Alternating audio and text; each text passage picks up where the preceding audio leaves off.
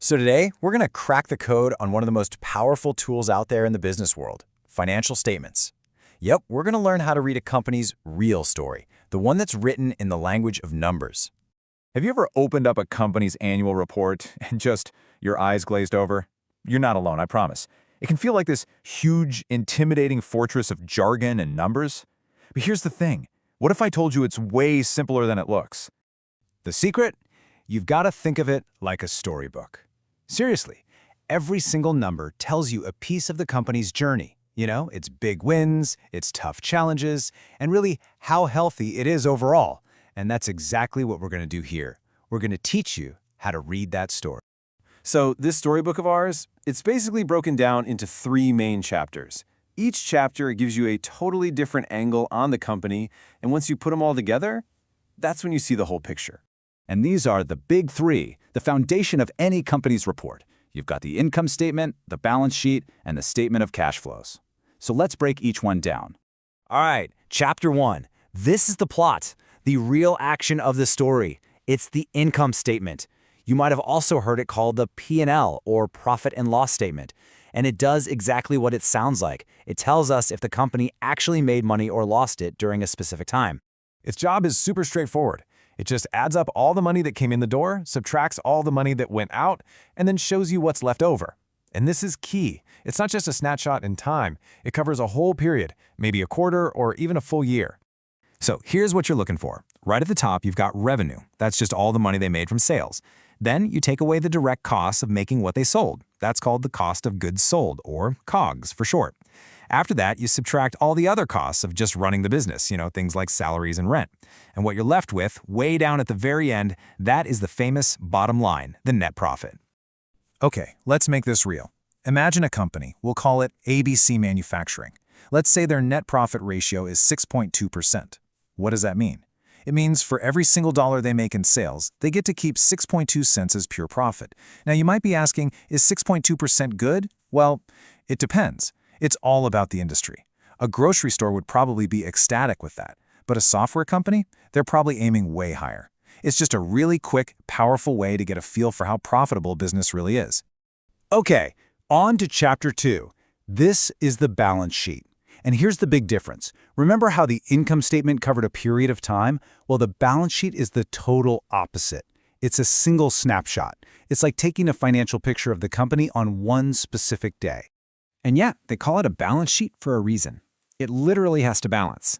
It gives you this perfect picture of a company's financial strength by breaking down everything it owns versus everything it owes. And at the very heart of it is this super simple but fundamental equation. Everything a company owns, we call those assets, has to be paid for by either borrowing money, those are liabilities, or with the owner's own cash, that's equity. That's it, and it always has to balance. So think of it this way. On one side of the scale, you've got the assets. That's stuff like cash in the bank, inventory sitting on the shelves, and property or equipment. And on the other side, you've got the liabilities. That's things like bank loans, bills they need to pay, and taxes they owe. Want to know a quick pro tip? If you take the company's current assets and divide them by their current liabilities, you get something called the current ratio. So, for our example company, ABC Manufacturing, that ratio is 2.31. What that tells you is that they have $2.31 in short-term stuff for every $1 they owe in the short term. As long as that number is over 1, they can pay their bills. So a number like 2.31, that signals a really healthy financial cushion. And that brings us to our third and final chapter, the statement of cash flows. Now listen up, because this one might just be the most important of them all. Why? Because it tracks the actual movement of cash, and cash is the absolute lifeblood of any business. This is so critical to understand. A company can look super profitable on paper and still go completely bankrupt if it runs out of cash. I mean, think about it, right? You can't pay your employees with profit. You can't pay your suppliers with an IOU. You pay them with cold, hard cash. And the cash flow statement, it shows you exactly where that cash came from and where it went. And it makes it easy by breaking down all that cash movement into 3 simple buckets. First, you got operating activities. That's cash from the day-to-day business. Then, investing activities. That's cash spent on big things like new equipment. And finally, financing activities. This shows cash from things like taking out loans or paying dividends to investors. Okay, now for the real magic. See, these 3 chapters we've talked about, they aren't just separate stories. They are deeply, deeply connected. And understanding how they all link together, well, that's the real key to reading these things like a pro.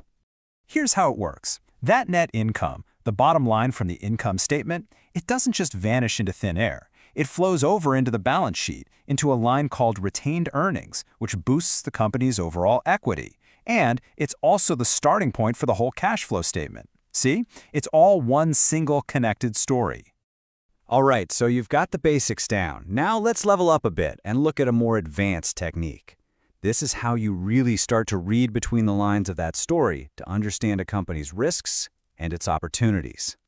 The concept is called operating leverage. And in simple terms, all it really tells you is how much a company's profits will jump up for every extra dollar it makes in sales. It all boils down to a company's cost structure. Basically, how many of its costs are fixed, like rent, versus how many are variable, like raw materials.